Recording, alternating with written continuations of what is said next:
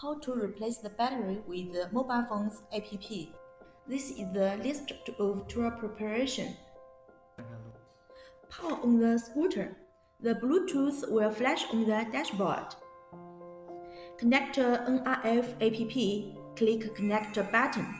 The Bluetooth will stop flashing after connected successfully. We need to remind that for the customized products, the user needed to use their own app to open the battery compartment.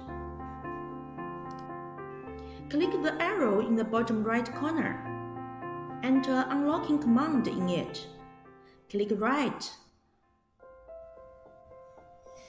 Now error code 55 is flashing. Power off the scooter. Remove the compartment cover.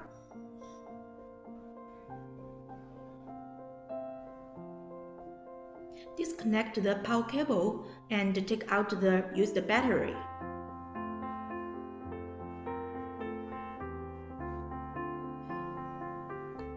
Now we will put an full charged battery into the battery compartment. Lift the power plug at the controller to avoid any damage to this battery. Connect the power cables and install the battery compartment.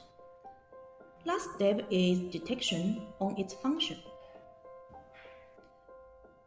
Power on the scooter again and confirm if there is any problem with this operation.